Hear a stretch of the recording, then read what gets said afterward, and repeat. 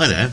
In this tutorial I'm going to talk about applying an armature and creating a rig for a character like this, and also a very quick and simple method to synchronize the movement of the character to some music. So you can see the character's moving around in a very simple manner. Even his fingers, such as they are moving a little bit, and his whole body is moving as well. I'm sure most of you recognize that this is my version of a character from Guardians of the Galaxy, and it's the baby Groot from the end of the film.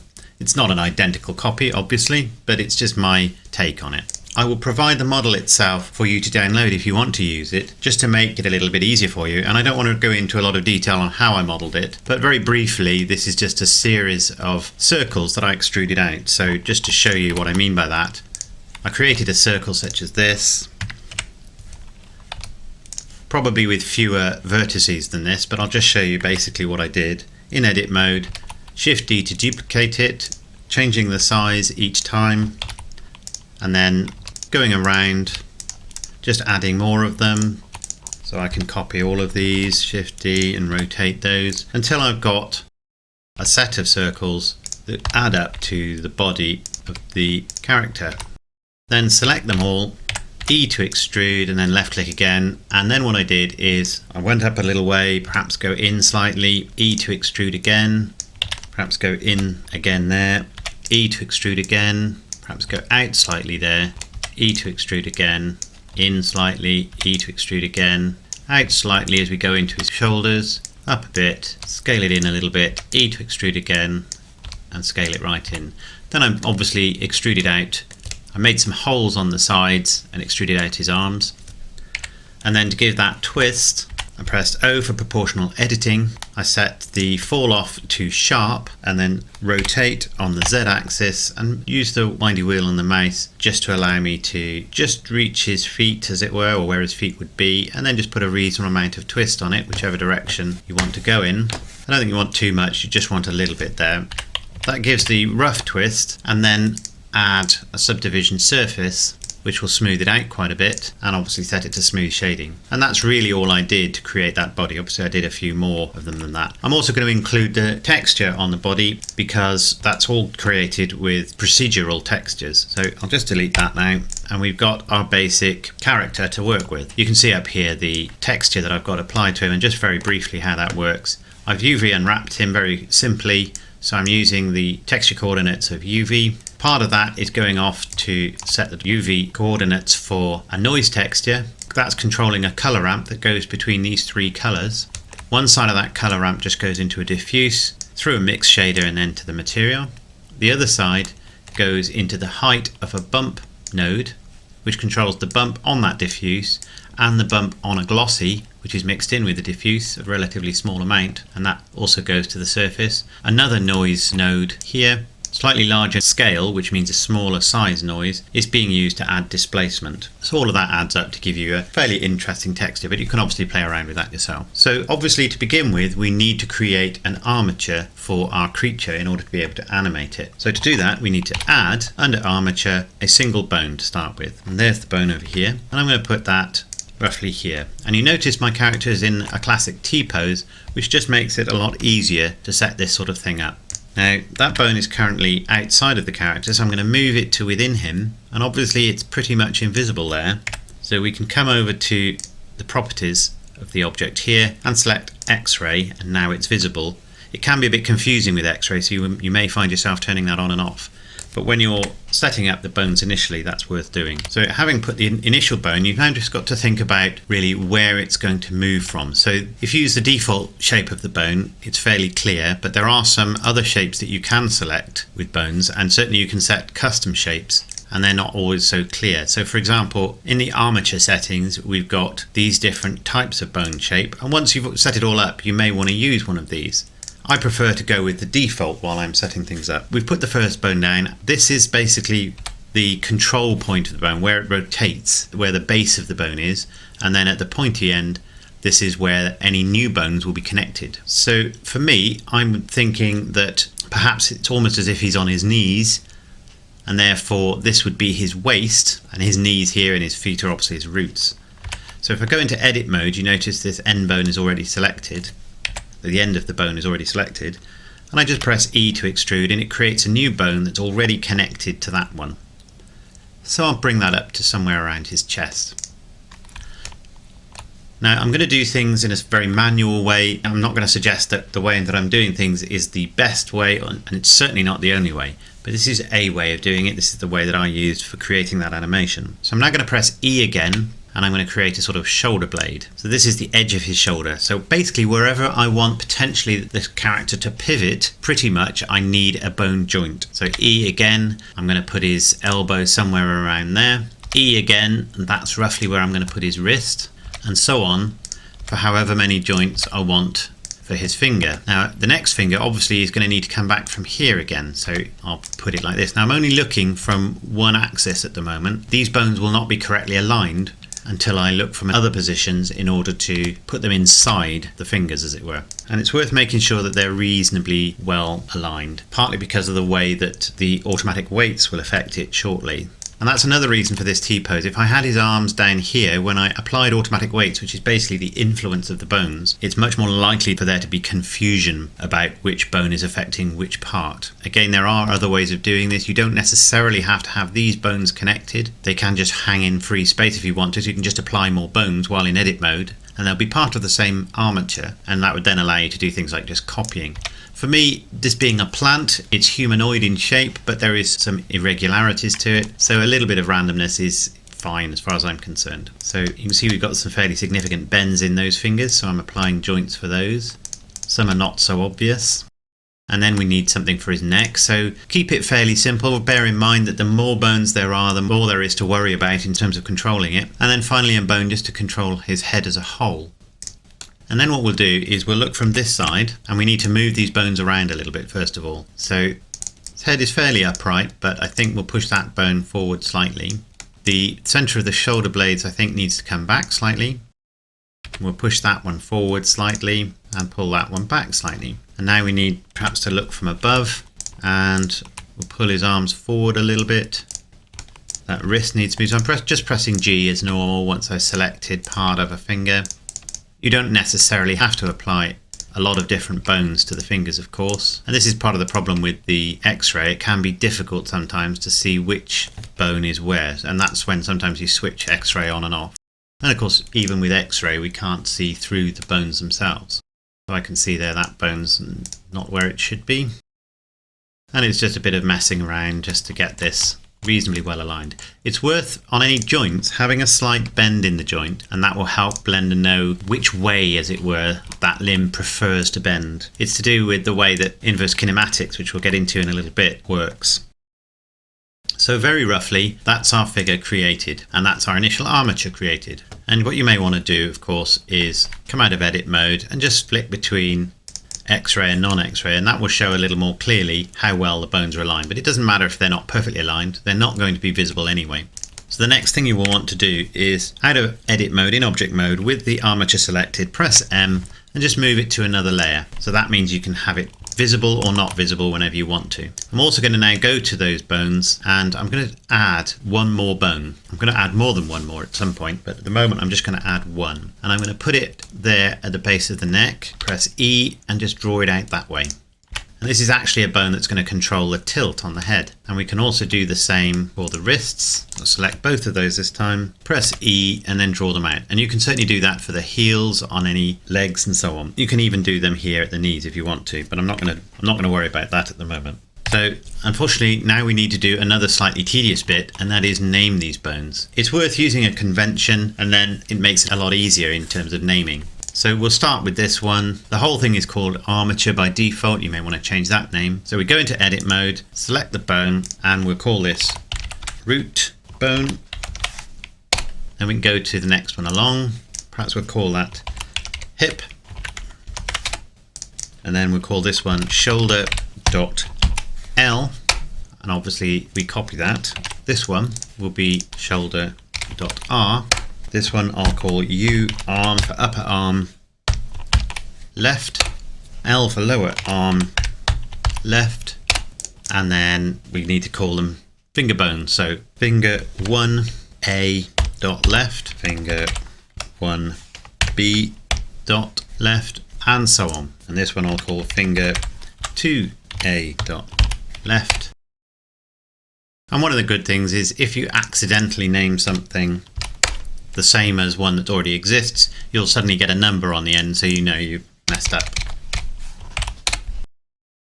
And then these odd ones that are sticking out the back, I'm going to call that head con for head control, wrist con R for right, and wrist con left.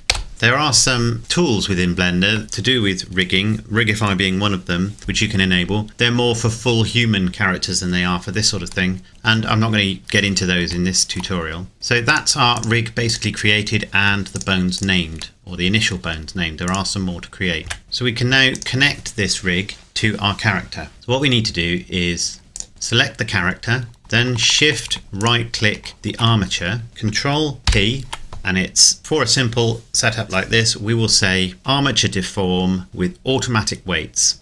It'll think about it for a second and nothing will seem to have changed. However, if we now select our armature, under here we can change to pose mode and we can select an individual bone and that will have a cyan outline. I'm going to press R to rotate and you can now see that's deforming our character. Now you'll notice there's some little hairs staying in one place up there. The reason for that is that I've actually got a small particle system to contribute to his hair, and we can fix that if we go to the modifiers on the character. You notice this particle system is currently above the armature. So if I push that down, now go back to my armature, press R to rotate, his hair now rotates with him. So you can see that particular bone is influencing the character pretty well. I'm pretty happy with that. Let's just select this one and rotate. So this is really what you'll need to do just to make sure the right parts of the character are influenced. So let's rotate that. That's not too bad. So with this one, I'm not expecting anything back here to be influenced. Generally it's okay. There's possibly a little bit too much of his upper arm being affected. Where we'll probably have problems is in the fingers, but it's actually not too bad. So a way of quickly looking at that is I'll stay in pose mode on the armature, but I'm just going to right click on the character and I'm going to change to weight paint. And now if I go back to my armature and select a bone, you can see where it's red, the bone influences the shape or deformation of the character 100%. But then it falls off as it goes through the colours to 0 by the time it gets to blue. So you might argue that perhaps this one should be stopping a little bit earlier, but it's not too bad. So I can now select this bone and you can see it's influencing it most around here. It's influencing a little bit up there. It's okay really, it's not too bad. If I look at this one, so this one looks a little odd. So this one is actually influencing the back of the character but not the front. Now really I'm not going to animate these bones independently, so I'm not that worried about those. So let's have a look at the upper arm over here. So we've got 100% for part of the armature but not for all of it, and that's part of the reason that although this bone seems to move everything, if I turn off X-ray again, and you just need to come back into object mode in both of them and then turn off X-ray, select the character, go back to weight paint and then select my armature and go back into pose mode, so we can see it does influence it, but it doesn't influence it as much as it probably should. And one way to fix that is by coming up here and painting, adding more weight to that area. This is one way of doing it. However, it's not as easy to do as sure as it might be. But if we look in here under the vertex properties, we can actually see that there are now vertex groups defined which relate to each of the named bones. We can see here that this is upper arm.L. So if we look for that one, and there it is, come out of weight paint mode, but go into edit mode, and we can say select the influence for upper arm L. And you can see that the actual amount of influence is way larger than it should be, but we know it's not as heavy as it should be. So I'm going to select, go into wireframe when I do this, I'm going to select parts of the model that I actually don't want to be influenced directly by the upper arm. Now, having more vertices in your character will make this task a little easier. I haven't got so many in this one, but I had enough for it to do the job. So I'm now going to say this is upper arm L, so I'm going to say remove. And now if I say select, we can see we've got a lot less influenced by that. I'm going to actually remove this as well. So I'm going to select all those vertices and just say remove. And now we can see we're only influencing this. Perhaps we want to remove a little bit more. So I'm just going to select those vertices in there and just say remove those. I select now. So bear in mind, although all of these are selected, they're not all necessarily selected at 100%. And one little point of note, my joint here is in the middle, is in between two rings of vertices, which isn't ideal. I really need it to be surrounded by other vertices. So by rights, I should move this along a little bit. But either way, we've now got an area defined which is influenced by that bone. However, if I go back to weight paint mode, we can see that although this is the only area influenced by that bone, pretty much a little bit out here on the shoulder, this area is not at 100%. And if I select this bone, that one's influence runs down here as well. It's pretty good up here, but it runs into this arm, and that's because it's sort of sharing its influence with this bone. So a quick way, not always perfect, fixing that is make sure weight is set to 1 and click assign. So I'm going to go back into pose mode with that bone, and obviously I've got a bit too much influence down here, but we can at least see that that arm is now moving pretty much completely with that bone. And we can select the model, go to weight paint, and we can see we just got a bit too much down there. So if I go into face select, Alt, Shift and right click just to select all of those and just say remove, that's removed those. As I say, you really need a few more vertices than this. There are more vertices because I've got a subdivision surface applied, but obviously it all depends on where they appear. So that's pretty good now. We can now see that he's waving his arm and the rest of his body isn't moving. So I'm not going to show you me doing this for every element, but certainly with this next bone, if I go back to the character, go back to weight paint, this is why there aren't huge numbers of detailed tutorials on rigging and armatures, because it is quite a long, detailed process depending on how much work you want to put into it. So for this one, this will be the lower arm left, which I've got selected here. So I select my character, deselect everything else, and then say select on that. And you can see the lower arm left is affecting all of this, which is obviously wrong. So I'm going to select all the area that I don't want to be selected by the lower arm, and I don't want anything beyond the wrist impacted by it either. And just going to say remove. So now when we select, we've just got that part influenced. Now it may not be influenced enough, so we'll see. But let's rotate that now. So that's much better. That's now moving around the way you'd expect an arm to move. So I'm not going to go into the setting up everything else, so I'll leave these pretty much as they are. Now there are some advantages with a character like this to having some influence that extends beyond the limb or whatever that it's supposed to be affecting, because of course he's supposed to be made up of stems, so they're all interconnected. This one, I actually don't want to influence anything but directly. It actually is there to influence bones, but you can see it is currently influencing the back of the head. So if I move it, you can see it distorts him that way. So that's head con. Select my character in edit mode, select that vertex group and make sure it's all selected, and then just simply remove. So now when I select this and rotate, it has no influence on the character at all. And that would be true for the wrist controls as well. So that's basically created our character, and we've got an armature which will control the character. But what we don't have is what you would call a rig. And a rig is really something that makes it a little bit easier to control the armature as a whole. So we've got the starts of it with these little controls here, but we need to do a little bit more. And actually, before I go any further, I will remove the influence of these controls on the character. So we'll just select the character. We called these wrist cons. So there's one, go into edit mode, select all of its area of influence and then remove it.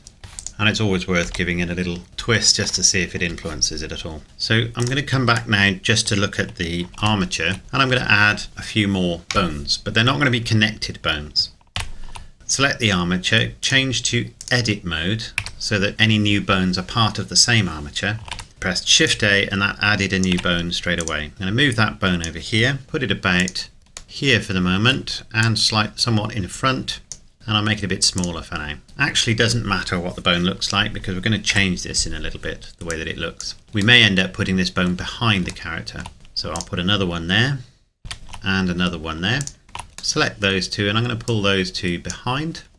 I'll explain what these bones are in a moment. And I think for the time being that will do. So these bones are going to be targets. So where there's a bent limb or bent part of the body, we need to determine where the bend points. So this is knee target. We're calling this area the knee. We'll call this elbow target left, and this one is elbow target right. So these will, as I say, will be used to control where the bend is pointing. So you can imagine when his arm is bent, the elbow could be pointing this way or that way or that way. So we need to be able to control where that bend is pointing. And I think what I will also do is add another bone here. So in edit mode, I'll just extend that one out, straighten it up a bit. Again, the shapes don't matter too much. And we'll just call this back. Because I created the bone after the automatic weights were applied, it won't create any weights for it, so that's fine. I can use this to move the character and increase or decrease the bend here, and I think I'll call that back con. Okay, so one of the things I will want to do is change the appearance of some of these bones. So I'm just going to add an icosphere. We'll change it down to just one subdivision, and we'll give that a simple green color. And I'm also going to add another mesh, and we'll make this a circle. I only need 16 vertices for this one. Go into edit mode, E, and just extrude in a little bit, and we'll give that a red color. So that's just two simple shapes that we've got there. Perhaps we'll give that some thickness as well. So we'll call that one red circle, and we'll call this one green poly. What I'm going to do is, I think, give each of my targets a circle shape. So this is a target. This is the knee target. While we're in pose mode, we can actually select a custom shape. So if I click this little eyedropper here and then click this, you can see that's now changed the appearance of that bone to look like the circle. So I'm just going to shrink that down a little bit, and I'll change this one to the circle and this one to the circle. And it just makes it a little bit quicker when you're moving things around to see what it is you're controlling. So I now know that all of my target bones or target controls are these circles. So the actual controls I will set to this icosphere. We'll obviously need to rescale them a little bit. And what we can also do, even though I want those bones, as it were, connected to my armature because of the way I'm going to use them, if I go into edit mode on this shape, I can actually pull that shape back a little so that there is a little gap. And that obviously makes it a little easier to see my armature. And of course, we may want to see these shapes while we're using our creature. So we now need to create the way that each of these bones influences each other. Because if I grab this bone, press G and try to move, you can see it just rotates on the spot. Which means in order to animate this, I would need to move each bone to where I want it, starting at the root, and then move to the next one and so on. That's how stop frame animation works in real life, but we're using a computer here, so we need to get some advantage out of it, and that's called inverse kinematics. So with my armature selected, I can click this button, which is bone constraints, and I can go to pose mode. I'm not going to worry about the hand bones at the moment, but if I select this lower arm, the left lower arm, add a bone constraint and add inverse kinematics. Initially, you can see the default means that when I now move this bone, it actually moves the whole character. It's not quite necessarily what I might want, although I might want that. For the moment, I really want to be able to just move this bone and it moves the next bone. So if I say a chain length of 1, now you can see it just stays in place. So it's the way it was. A chain length of 2, now you can see it's actually moving almost like an arm, well, pretty much like an arm. It's moving that elbow. So I'm not trying to rotate here. If I just rotate, that's what it does. I'm actually pressing G and moving the arm, and it's rotating itself in order to get as close to the position that I'm demanding as it can. So you need to find the right chain length for what you want to do. So I've tried 3 there, and you'll notice this is now moving the shoulder as well. And for my purposes, I think 2 is fine. You can do this something similar with the fingers. So at the moment that does nothing. Add inverse kinematics and let's try a chain length of 3. Now you can see the whole finger is moving, but not the whole arm, and so on. So the next thing we need to be able to do is to be able to use these controls to move the arms around. In order to do that, we need to, under the bone settings, get rid of this parent. Now I've already done it for this one over here, and you can see it's missing. So I'm just going to set the IK on this one so we can see that arm's moving in a similar way. And now I'm going to change the parenting on this one. So basically we don't want this bone really connected in the normal way to the rest of the armature. So we go into edit mode. Under the bone settings, you can see parent has now become available. And all I'm going to do is just click this and it becomes disconnected. It doesn't change its position, but it's no longer connected. If I now go back into pose mode, it reverts to the new shape that we've given it. And now when I press G, you can see it moves around normally. So we now need the rest of the arm to follow. So what we do is we select the lower arm bone, we select our wrist con as our target. So this will be wrist con right.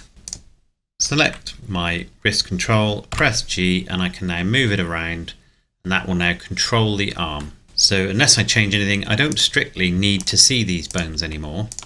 So I'm going to select them like that. Come to the armature, and you notice we've got bone layers as well. So if I now press M, and I'm going to move those over to here. So those bones have now vanished, so to speak. They're actually still there, but we don't need to see them now. And that then makes it a little bit easier when I call up my character in animating him. Now I'm just going to select my character and turn off the subdivision surface, and that will just mean that things will update a little more quickly. So now I've got two arms that I can move around in a relatively natural way. The only thing is I may want to control the direction that the elbows are pointing in. So if I come back over to here just to look at the armature, if I want to see those bones that I've made invisible, I've actually just put them on another layer. So I'm holding shift down and I'm going to click here, and now they're back again. So we need to control where this elbow points when the arm is bent, just in case we want to be able to do that. I'm just going to select these two and make them a bit smaller, just so they're not so much in the way. So we've got a pole target here. So that's now told it that I want to use the armature as the pole target. And the bone is going to be the elbow target L. Now it's bent the elbow the wrong way, so if I come up to the pole angle and put in 180 there, that's now changed it around. So if I select my target and move that around, you can now see I can control where the elbow is pointing. So this will control the general position of the arm, how straight it is, and this will control, roughly speaking, where the elbow is pointing. You can see it doesn't really affect it left and right, but up and down, it means I can have an arm pointing that way or that way. The reason this one can do that as well to a certain extent is because obviously it's relative to the position of the target. So with the combination of these two, I can animate my character. I can have him raising his arm up there and pull the elbow down like that. So now just to control the head, we've got our head control bone here. Select the head bone. Add some inverse kinematics, select the head control. If it does that, it's just because there's some rotations on this bone, but also because we've not added a chain length yet. So we'll just put a chain length of 1 on that for the moment. And we also need to say, don't worry about the position, only worry about the rotation. And now I can move this bone around wherever I want to, and it doesn't affect this one. But I can rotate it, and you can see that's now rotating the head the way we would like it. So if I bring my character back up, you may find his head is twisted to one side as well, in which case you just need to move this bone. So that's now an easy way to control that, and obviously I could control the neck in a similar fashion, but the good thing is if I accidentally move this around, that's not going to move. So really that's all there is to just creating the basic rig. Each of these now will control the limbs in a semi-realistic fashion, and obviously we probably want to put another control here. It's up to you, depending on if you set this back one up to control the position of this. So we'll do that. We'll just set this back one up. So at the moment that's connected. So as before, we go into edit mode on the bone and just disconnect it. That's the back control. So in pose mode, I can move that one around now and it doesn't have any influence. So if I now go and add some inverse kinematics to the thorax, as it were, and we set that to the back control. Give that a couple of chain lengths. I can now bring my character up and down. Now you'll notice that the arms are moving around with this. So one of the things that we can do there is go into edit mode, select these two bones, select the backbone, Control P and say keep offset. Now what that will do when we go back into pose mode is that will distort things a bit depending on the positions of your bones, and you just need to grab that bone again and just drag it back out. So now when we grab our backbone, press G and we pull it down, you can see the arms go with him. Now you will also need to connect the targets to the back because that obviously will go up and down with it as well. So Control P in edit mode, select these two and then the back control, Control P, keep offset, go back into pose mode.